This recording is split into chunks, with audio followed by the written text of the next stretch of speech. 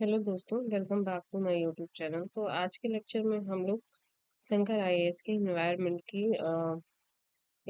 का अपन रिवीजन करने वाले हैं। सबसे पहले हम लोग फर्स्ट चैप्टर ही देखेंगे, इकोलॉजी का। तो हम लोग एक क्विक रिवीजन इसका देखते हैं। जो भी इसमें मेन पॉइंट्स हैं वो मैं अंडरलाइन करती जाऊंगी और अपन देखते जाएंगे उसको।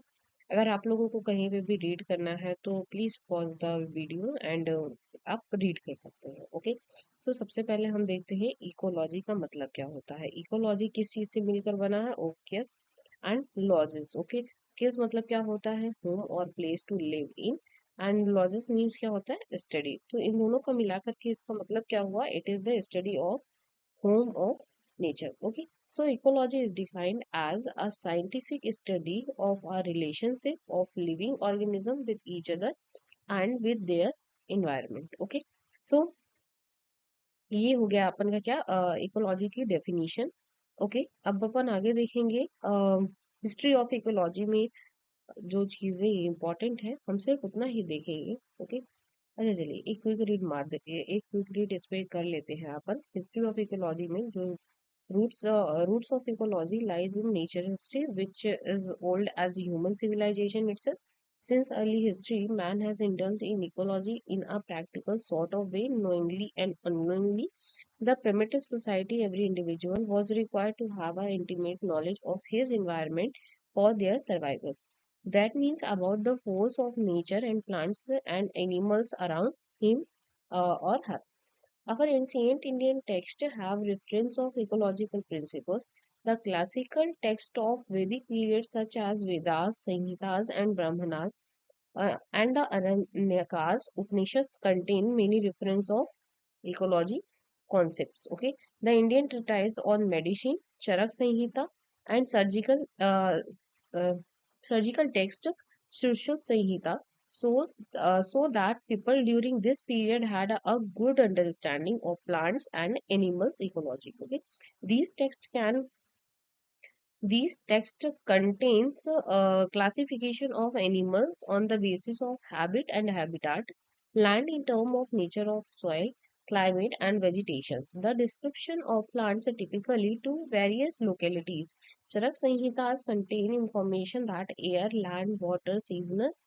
Okay, Charak Samhita contains information that air, land, water, seasons were indispensable for life and that polluted air and water were injurious to health. Okay, environment and its component, everything that surrounds or affects an organism during its lifetime is collectively known as its environment. Okay, enवायरमेंट क्या है? वो सभी चीजें जो हमारे surrounding है और affect कर रहे हैं ऑर्गेनिज्म को उसके लाइफ टाइम पे। ओके, लाइफ टाइम के ड्यूरेशन पे कलेक्टिवली उसको ही अपन क्या बोलते हैं? इन्वायरमेंट बोलते हैं। ओके, अब अपन देख लेते हैं डेफिनेशन देख लेते हैं इन्वायरमेंट की। Environment is defined as the sum total of living non living components influences and events surrounding an organism.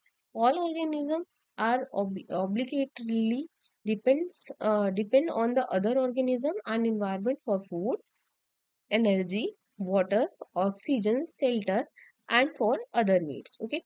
The relationship and interaction between organism and environment are highly complex.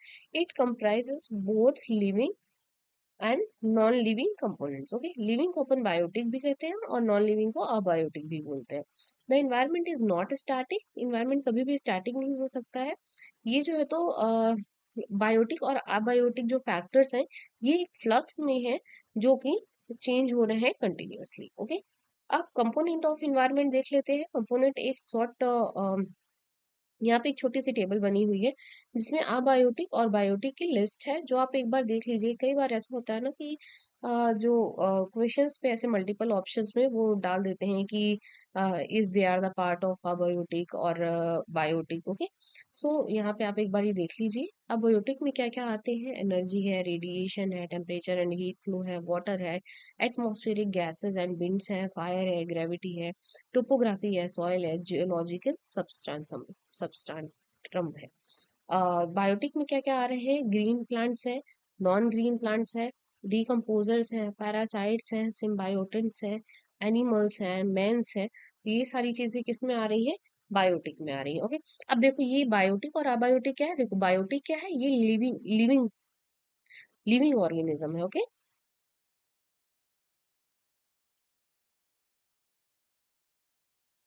Living organism है। और ये abiotic क्या है? ये non living organism है।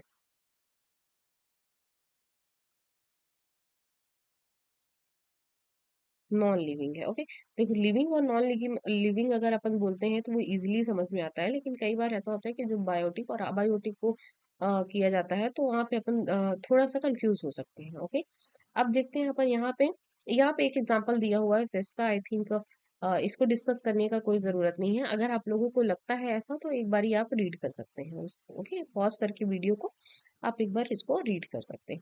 अब अपन देखते हैं levels of organisations, organism, labels of organizations in ecology. Okay, जो main levels of organizations of ecology are six, and they and are as follows. Okay, जो मेन लेवल है ऑर्गेनाइजेशंस के ecology के वो 6 हैं, और वो इस तरीके से है। देखो यहाँ पे मेंशन है इंडिविजुअल, फिर population, community, ecosystem, biome and then biosphere. Okay, अब देखो इंडिविजुअल्स कौन होते हैं? Individuals, organism is an individual living being that has the ability to act as functions independently. Okay, it may be plant, animal, bacterium, fungi, etc. It is a body made up of organs, uh, organelles or other parts that work together to carry out on the various process of life. Okay, देखो individual क्या है, नाम से भी ये define हो जाएगा कि जो भी लिविंग बीइंग जिनके पास ये एबिलिटी है कि वो एक्ट कर सकें या फंक्शन कर सकें इंडिपेंडेंटली। ओके, और ये कुछ भी हो सकते हैं, वो प्लांट हो सकते हैं, एनिमल हो सकते हैं, बैक्टीरिया हो सकते हैं, फंगाई हो सकते हैं। ओके, अब अपन देखते हैं दूसरा पॉपुलेशन। पॉपुलेशन में क्या है? पॉपुलेशन एक ग्रुप है। देखो, ओके, ग्रुप ऑफ ऑर्गेनिज्म है usually of the same species occupying a defined area during an specific time. Okay, population growth rate is a percentage. देखो ये कई बार पूछ चुका है एग्जाम में भी।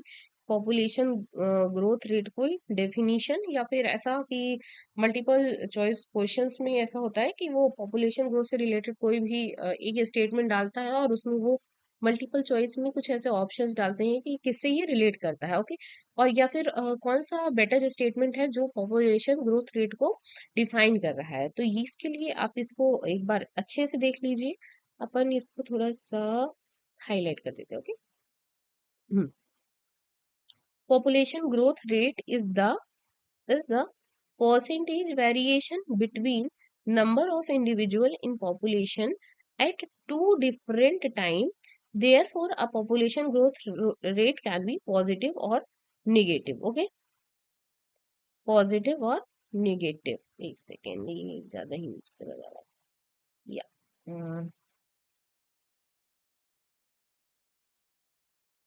ओके। सो देखो पॉपुलेशन ग्रोथ रेट क्या है?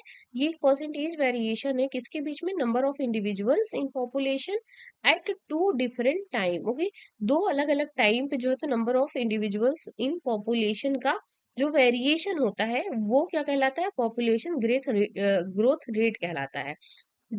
इसलिए there for the population growth rate can be positive और निगेटिव। तो जो ये जो पॉपुलेशन ग्रोथ रेट होता है वो या तो पॉजिटिव होता है या तो निगेटिव होता है। Main factor that makes population increase are birth and immigrations. The main factors that make population decrease are death and immigration. Okay, so देखो ये क्या हो गए? मेन फैक्टर्स हो गए। एक सेकेंड, मैं चेंज कर देती हूँ कलर को। ओके, हाँ, देखो जो मेन फैक्टर हो गए किसको? निगेटिव और पॉजिटिव ग्रोथ रेट के। तो वो क्या है? इंक्रीज जब करता है पॉपुलेशन रेट, पॉपुलेशन इंक्रीज करती है तो उसके जो मेन फैक्टर है वो क्या है? एक तो बर्थ है, एक तो इमिग्रेशन है। ओके, और जो डिक्रीज होता है जब पॉपुलेशन, इस केसेस में क्या होते हैं मेन फैक्टर्स, एक तो डेथ होता है, डेथ रेट अगर इंक्रीज होता है, और एक होता है इमाइग्रेशन होता है, जब पॉपुलेशन एक जगह से दूसरी जगह माइग्रेट होके चली जाती है। ओके, तो ये दो फैक्टर्स हैं जो कि मेन फैक्टर होता है इंक्रीज और डिक्रीज का। ओके, तो ये आपको याद रखना है। इंक्रीज के टाइम पे कौन सा होता है, ऑफकोर्स बर्थ रेट बढ़ेगा तो इंक्रीज होगी पॉपुलेशन, या तो इमिग्रेशंस बढ़ेंगे तो इंक्रीज होगी, क्योंकि इमिग्रेशंस में क्या होता है कि बहुत ही ज्यादा नंबर्स में लोग जो है तो एक प्लेस से जब दूसरी प्लेस में जाते हैं, तो देखो जिस प्लेस में जा रहे हैं उसको इमिग्रेशन बोलते हैं, और जिस प्लेस से जा रहे हैं उसको इमाइग्रेशन बोलते हैं। ओके, सो आप इन दोनों चीजों को ध्यान में रखें। अब देखते हैं अपन main limiting factor of growth and population are abiotic and biotic component. Okay, so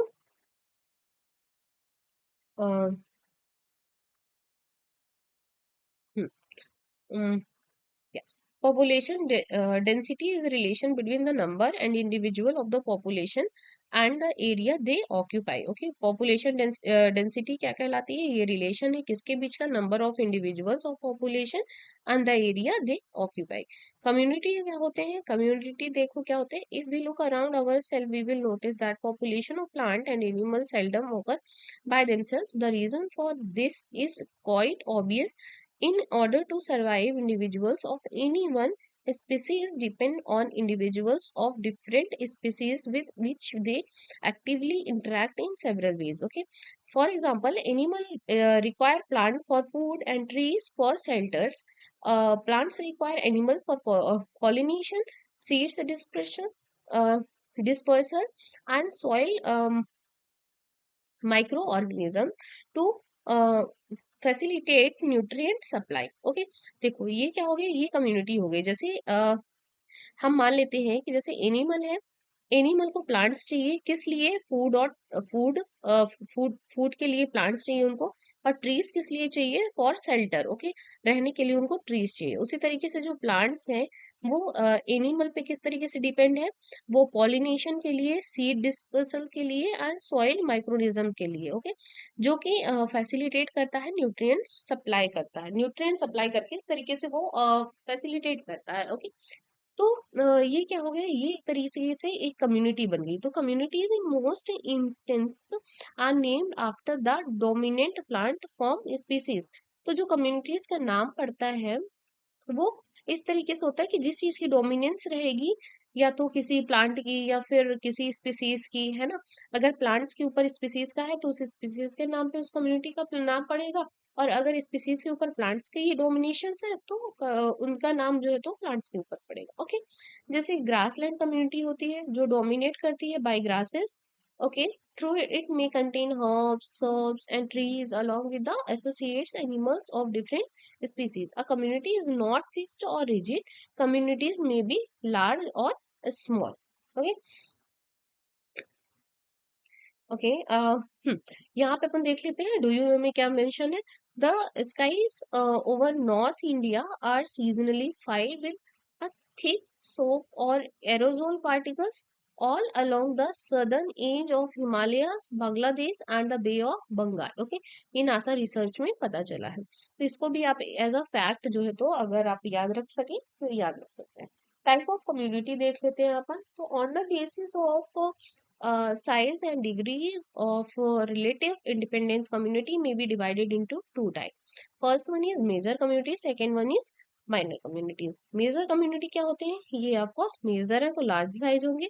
okay, well organised है, रिलेटिवली इंडिपेंडेंट है, they depends only on the sun's energy from outside and are independent of the inputs and outputs from the adjacent communities. Okay, the example में क्या है, tropical evergreen forest in north east. Minor communities में देख लेते हैं, तो these are the dependent on neighbouring communities and are often called societies. Okay, the secondary aggregation, second ये थोड़ा सा लाइन, हाँ, इसको मैं हटा देती हूँ।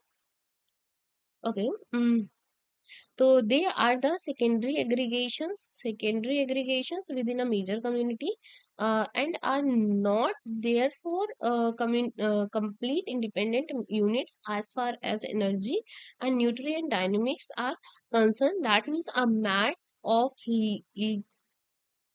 leach on a cow dung fat. Okay, structure of community अब देख लेते हैं हम। आप एक क्विक रिवीजन मारना है, यहाँ पे कुछ ही चीजें हैं जो आपको याद रखने वाली हैं। देखो, जैसे कि आपको ये पता होना चाहिए इकोलॉजी की डिफिनीशन क्या है ना, इन्वायरमेंट की डिफिनीशन क्या है, अबायोटिक और बायोटिक कंपोनेंट्स क्या हैं, और इसके बाद अपन को देखना है लेवल ऑफ ऑर्गेनाइजेशन, ये आपको पता होने चाहिए किस तरीके से ये काम करते हैं।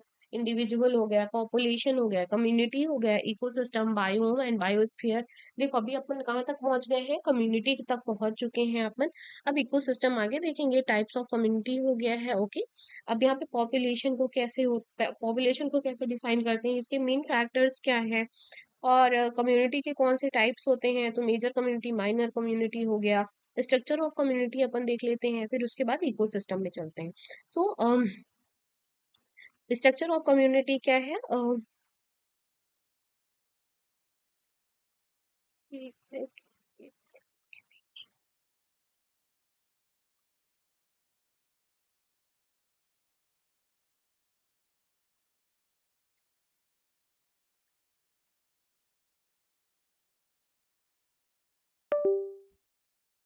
एक second guys, sorry to disturb, means actually मेरा पेन टैबलेट थोड़ा, या now it's working. So structure of community अपन देख लेते हैं। In a community, the number of species and size of their population vary greatly. A community may have one or several species. Okay, एक community में एक या तो बहुत सारे species हो सकते हैं। The environmental factor determine the characteristic of community. तो जो community की characteristic है वो environmental factors determine करते हैं, as well as the pattern of organization of the member in the community. Okay, और जो पैटर्न होता है ऑर्गेनाइजेशन का वो भी इन्वायरमेंटल फैक्टर से डिटरमाइन करते हैं। The characteristic pattern of the community is termed as the structure which is reflect in the roles played by various population, their range, the type of area they inhabit, and the diversity of species in the community and the spectrum of the interactions between them. Okay, so the community is completed. Now we reached it ecosystem. So अब अपन सबसे पहले देख लेते हैं ecosystem का definition. यहाँ पे दिया हुआ है, an ecosystem is defined as the structural and functional unit of biosphere consisting of community of living beings and the physical environment both interacting and exchanging materials between them. Okay, so it includes plants, trees, animals, fish, birds, microorganisms, water, soil, and peoples. Ecosystem vary greatly in size, elements, but each is functioning unit of nature. Okay, जो सभी हैं वो functioning unit है nature की। Everything that lives in an ecosystem is dependent on the other species and elements that are also part of that ecological community. If one part of ecosystem is damaged or disappear, it has impact on everything else. Okay, अगर किसी एक part को, ecosystem के किसी एक part भी damage या disappear होता है, वो पूरे इकोसिस्टम पे इम्पैक्ट डालता है। Okay, when an ecosystem is healthy, that means sustainable, it means that all the elements live in balance and are capable of reproducing themselves. Ecosystem can be as small as single tree or as large as entire forest. Okay, difference between ecology, environment and ecosystem. अम, देखो ये इन्होंने अपने academy के through इसको इन्होंने इसका example लिया है कि जैसे मान लीजिए कि शंकर आईएएस एकेडमी है, एंड दैट इट्स स्टूडेंट, और उसके students, let's say that ecology would be the scientific study of student relationship and with the Shankar IAS academy as a whole. Shankar IAS Academy being the environment in which the student studies, and the set of circumstances surrounding the student, in which environments would be the teacher, books, other structure, students, etc. Are said to be ecosystem. Okay, तो I think इसमें ऐसा कुछ नहीं है जिसको इसमें explain किया जाए। सो या that's it. Component of ecosystem देख लेते हैं। जो पहला कंपोनेंट है वो क्या है? अबायोटिक कंपोनेंट है। Abiotic component are inorganic non living parts, okay, of the words. Abiotic part consist soil, water, air,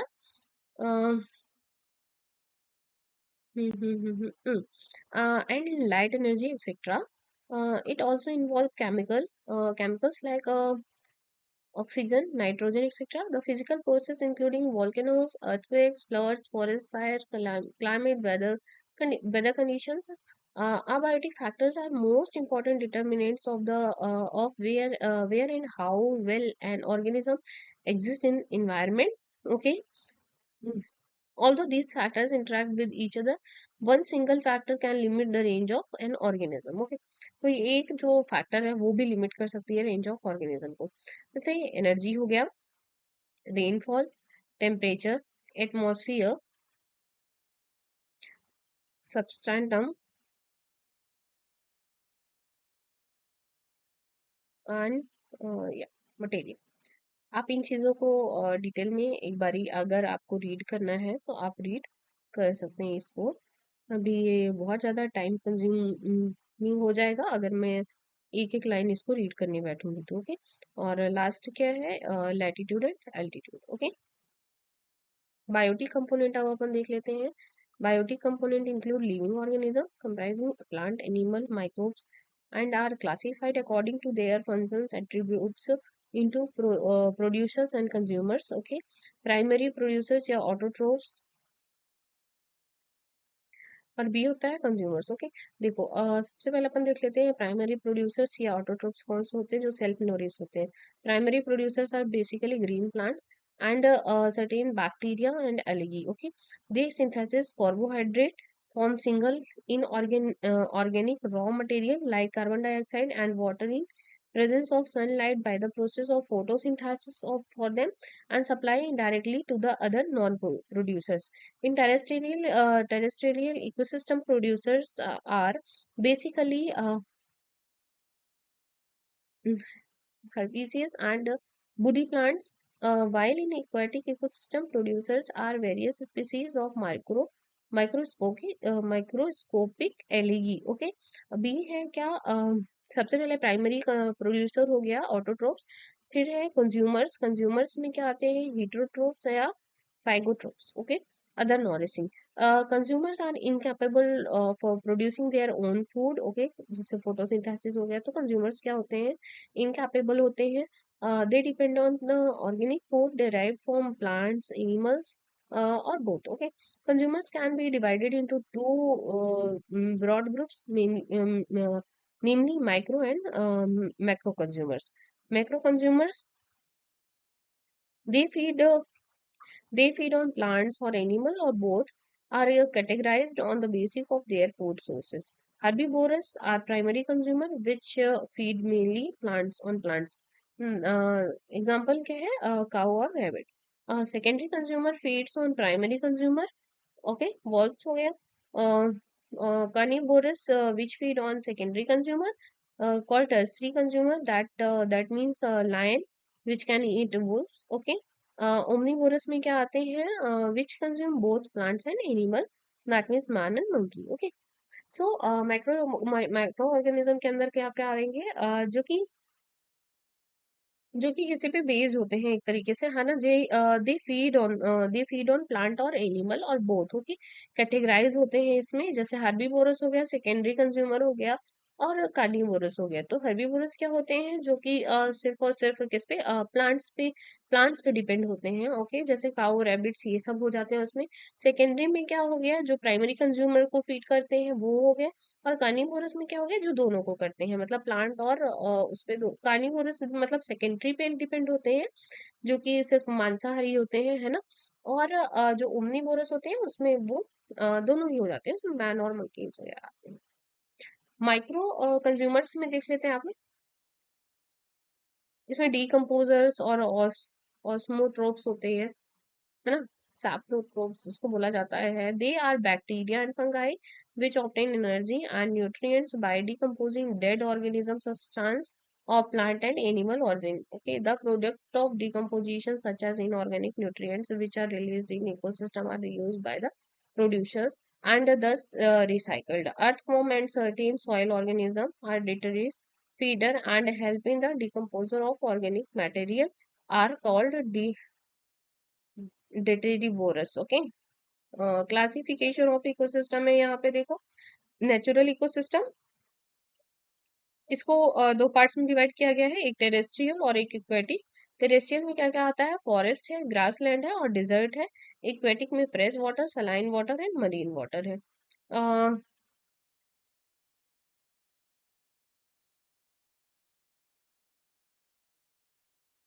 okay देखो,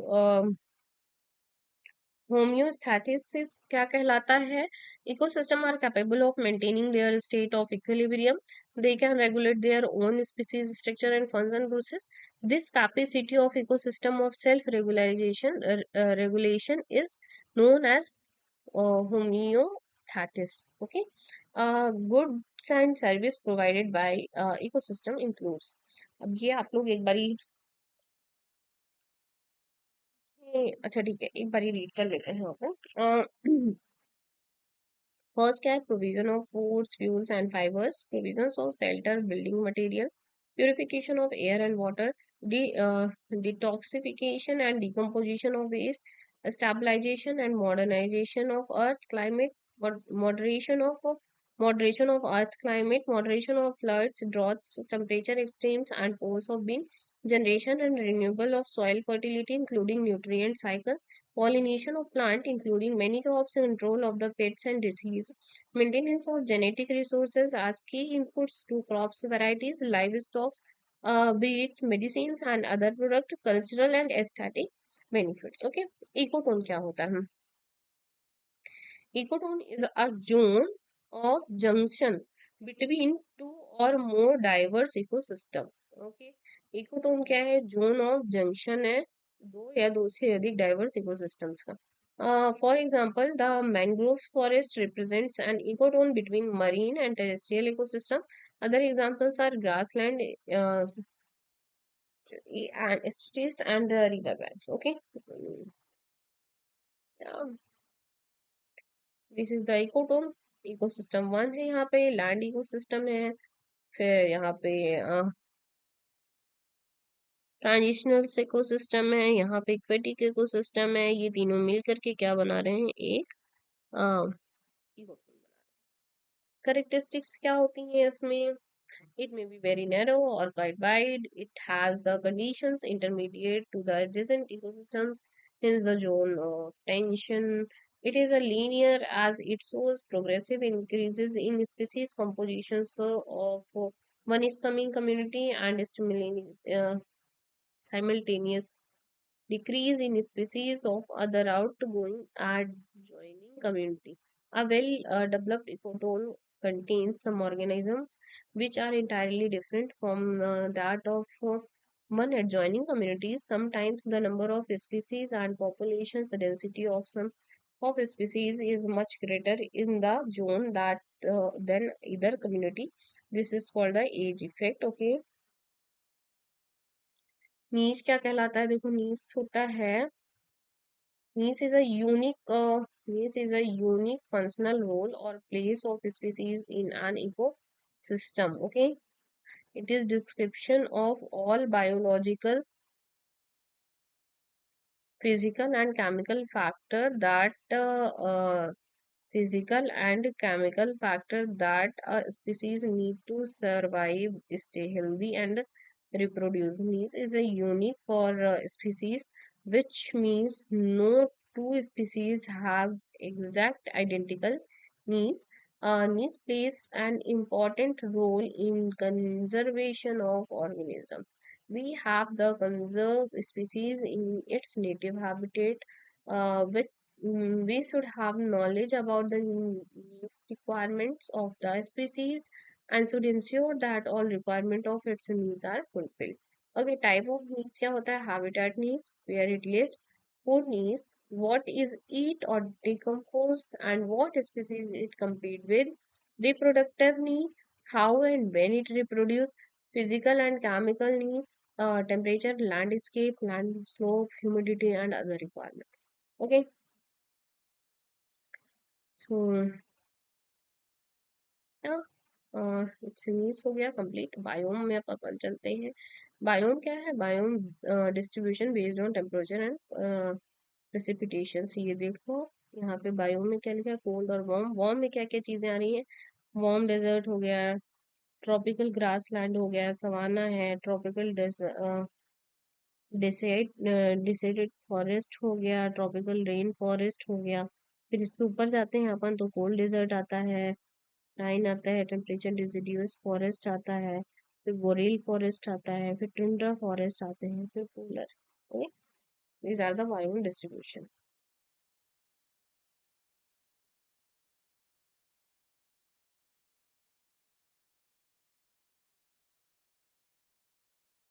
ये देखो यहाँ पे ये पूरा बना हुआ है ये table.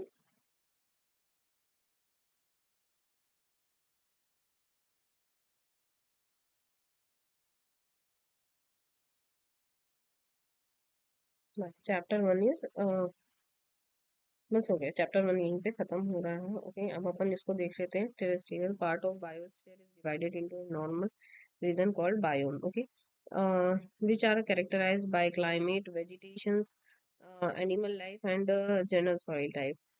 No two biomes are alike. Okay, climate determine the boundaries of biome and abundance of plants and animals found in each one of them. The most important climatic factor are temperature and precipitations. Okay, name of biome है, उसके बाद reason है, उसके बाद flora fauna है, वहां पे कौन सी फिल्म पाई जाती है। ओके, सबसे पहले अपन देखते हैं टुंड्रा।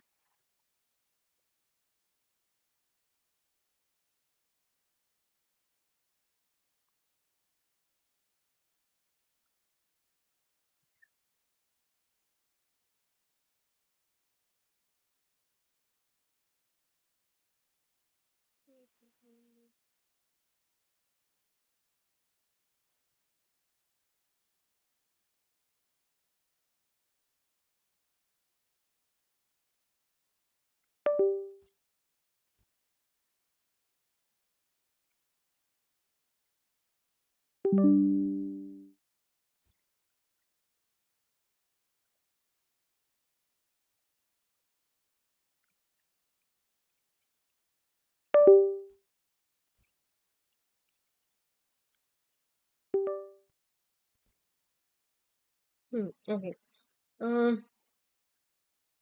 सबसे पहले देखते हैं अपन टुंड्रा रीजन क्या है इसका। Northern and southern most region of the world adjoining in the ice bound poles. Okay, और फ्लोरा फौना इसमें क्या है, devoided of trees except eastern south and in southern part of tundra biome ground flora includes leeches, mosses and cedars. The typical animal are the reindeer, arctic fox, polar bear, snowy owl, lemmings, arctic hare और ptarmigan, reptiles, amphibians are almost absent. Okay, ये absent है।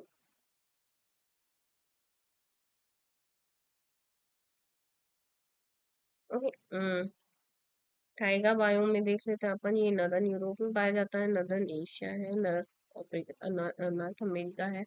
Moderate temperature होता है। Then tundra, tundra के comparison में इसका moderate temperature होता है, also known as boreal forest. Okay, the dominating vegetation is coniferous evergreen, mostly spruce with some pine and firs.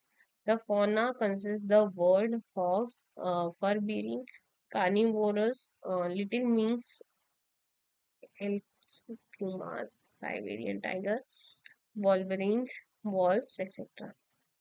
Third, a temperature deciduous forest extend over central and southern Europe, eastern North America, western China, Japan, New Zealand, etc. Moderate average temperature and abundant rainfall. Okay. The flora include trees like beech, oak, maple, and cherries. Most animals are the familiar vertebrates and invertebrates. These are the generally the most productive agriculture areas of the earth. Fourth है tropical rain forest. Tropical rain forest में tropical area in the equatorial region which is abound with light, temperature, and rainfall. Tropical rainforests cover about 7% of the Earth surface, 40% of the world plant and animal species. Multiple story of the broad-leaved evergreen trees species in the abundance. Most animal and epiphytic plants are concentrated in canopy or tree roots zone. Savannas tropical region में है. Savanna is the most extensive in Africa.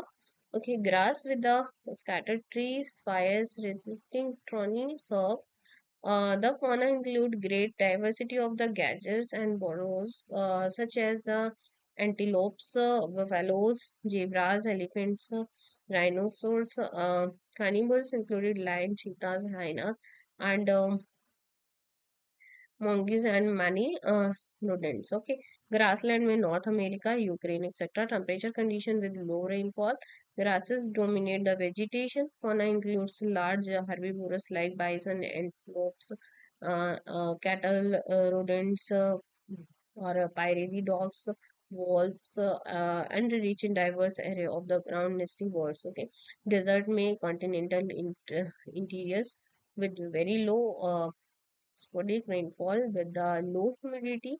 The day are very hot but night are cold. Okay, जो दिन होता है वो बहुत ज्यादा hot होता है और रात में ही cold होता है desert. Okay, fauna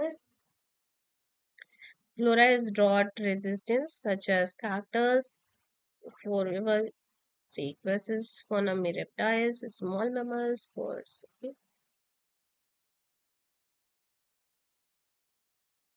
aquatic zone में ये है. एक्वेटिक जोन इकोसिस्टम में क्या क्या है? Fresh water ecosystem, marine ecosystem, estuaries, coral reef और मैंग्रोव्स है. ओके, ये आप एक बार कैरेक्टरिस्टिक इसकी देख लीजिएगा. Aquatic systems are not called biome. देखो जो एक्वेटिक सिस्टम होता है वो बायोम नहीं कहलाता है. अब देखो ये जो होते हैं ये ट्रिकी क्वेश्चंस होते हैं. ये बायोम में इसको देखो क्या होता है. बायोम हमारे दिमाग में ऐसा फिट है ना कि इसके अंदर सभी कुछ आ जाता है, तो बायोम के अंदर एक्वेटिक सिस्टम नहीं आता है. ये चीज ध्यान में रखना है.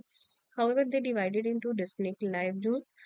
The reason of relatively distinct plant and animals life. The major difference between the various aquatic zones are due salinity, level of dissolved nutrients, water temperature, depth of sunlight penetration. Okay. So here aquatic system में ये पांचों है. Biosphere है. अब हम biosphere देख लेते हैं. Biosphere is a part of earth where life can exist. Biosphere represent a highly integrated and interacting zone comprising atmosphere, hydrosphere and lithosphere. Okay, तो बायोस्फीयर क्या है? इन तीनों का जो जहाँ पे मिलन होता है वही क्या है? Biosphere. Biosphere is absent in extreme of the north and south pole, highest mountain, and the deepest ocean. Since existing hostile conditions, they do not support life. They do not support life. Okay. Occasionally, spores, fungi, bacteria do occur at a great height beyond 8,000 meter, but they are not metabolically active. Hence, represents only dormant life. Okay. हाँ.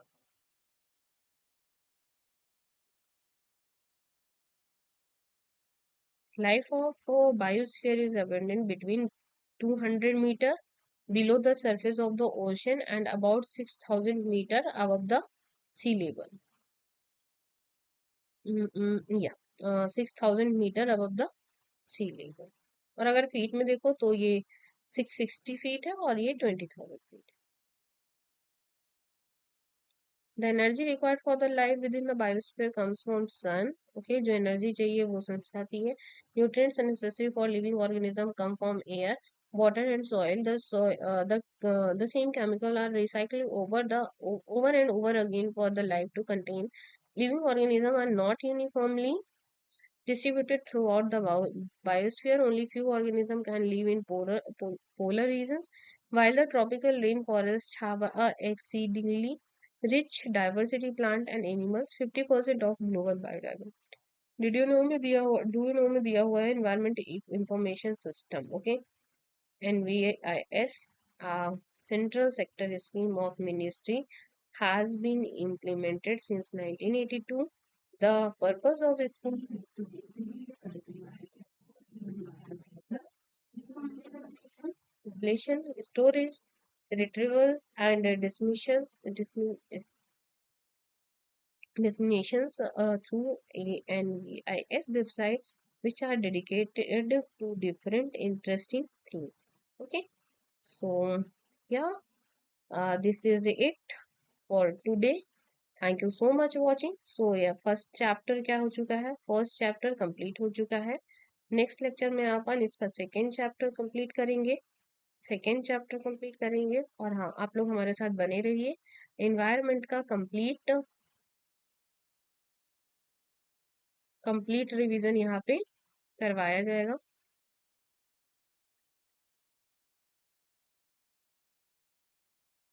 Okay, सो या thank you for watching. Please like share and subscribe my YouTube channel. Thank you so much for watching. Have a good day, guys. Bye bye.